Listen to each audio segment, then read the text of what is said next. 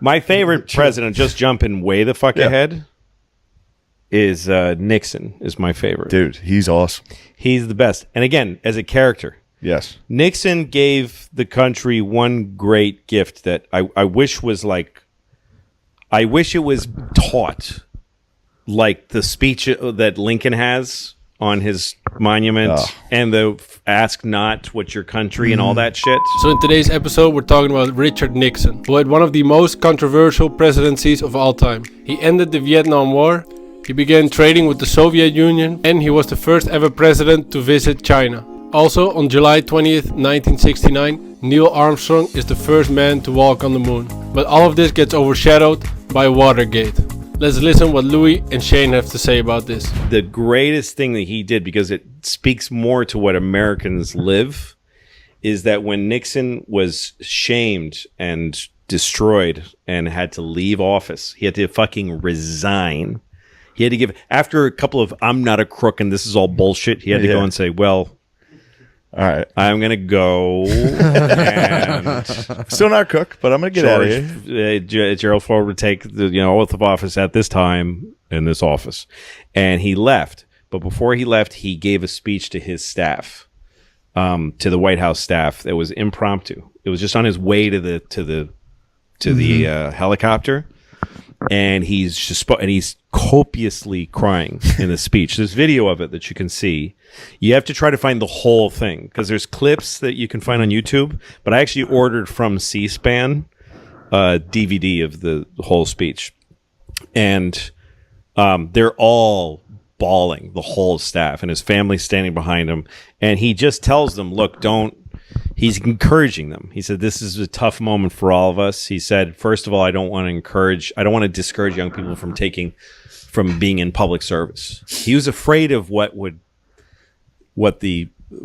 Has happened. Yes. He was right. He said, don't be discouraged from public office. It's a great calling. And he said, and for any mistakes that we made and all everything that's happened, not one person in this administration, gained financially from anything, from being here, left richer than when they got here. He made it first, so he defended everybody that was there, and then he just starts reflecting. He reads from Teddy Roosevelt's from his diary when Teddy's wife and mother died at the same night. They both died of cholera or whatever on the same night. He was going from one room to the other. Oh, yeah. And they both died. And he was like 21 or something. And he wrote this quote that was like, the light has gone out and it'll be darkness forever. And he said, so he read it to his staff and he said, that's how he felt, having lost his wife and his mom. And he went on and had this incredible life. So he's trying to say, so he says, no, don't be discouraged. Never be petty. Don't hate your enemies, because that's when you'd start to destroy yourself. He gets it really introspective about everything that happened without talking about it. And then he says, it's horrible. He goes, he says, they'll never write a book about my mother, but she was a saint. Oh, man. And I think of her, like one of his brothers had tuberculosis and they had no money. So she moved to Arizona where the air was better. Mm. And she was a nurse, wet nurse. She nursed other people's babies for money in order that her son could live in Arizona. And he talks about his father, who was a lemon farmer, who had a failing lemon farm. And then he was a switchman on a streetcar. And he just talks about his parents and what they did for him and all that shit. He just cries. Oh, it's fucking beautiful, but it shows you a man at the height of American experience, destroyed from that height, which is the worst thing that can happen to a person, is to get that high and fall. And he just went, here's how this feels. He just told the world, this is how this feels. This is what this looks like. Yeah. And here's all I can say. And then he went and then he left. Incredible. I mean, he was one of the most influential people in American history. Yeah. He ended Vietnam, right? Yes, that was already about. He was fucking Eisenhower's vice president. There's a guy we know that's a bit of a conspiracy guy, but he's been pretty correct on everything so far, and he's got a book coming out on Watergate. Yeah. Okay. And about how that was more was a little darker than it seemed. As far as the Watergate scandal, this is what happened. In 1972, the press found that the Republican Party used campaign funds to spy and sabotage Democratic candidates. The public quickly turns against President Nixon, but he says to the press, "I am not a crook." Finally, on July 24th of 1974, White House tapes show that Nixon indeed was involved in the Watergate case. There is little evidence that President Nixon knew everything that was going on beforehand, but it was proven that he used campaign funds to cover up Watergate afterwards. Eventually, Richard Nixon admits that he lied about covering up Watergate, and this will haunt his legacy forever. So I knew a guy, back when I was first living in the city as a comedian, there was a guy named Frank Gannon who had Frank Gannon wrote speeches for Nixon and was a very close friend of his. And weirdly, he became the guy who books the comedians on Letterman. And when I moved to New York back in 1990 or so, being on Letterman was all anybody wanted. So Gannon was the most important person in comedy at the time. And he was a strange guy who was very serious. And he would just come and he'd watch you. And if he liked you, he'd get Morty to come and maybe you'd be on the show. So he liked me. He never got me on the show, but he liked me. So I went to Letterman's office and met him. And I asked him about Nixon because he wrote, Nixon has one big biography called RN that Gannon co-wrote. And he told me that when you get a few drinks in Nixon, he says, the same people that got the Kennedys got me. It's the same people that got, he said it's the same machine that took out John and Robert, Kennedy. Came after him. He said they just couldn't use bullets anymore because it was getting too... They were That's on exactly what we said.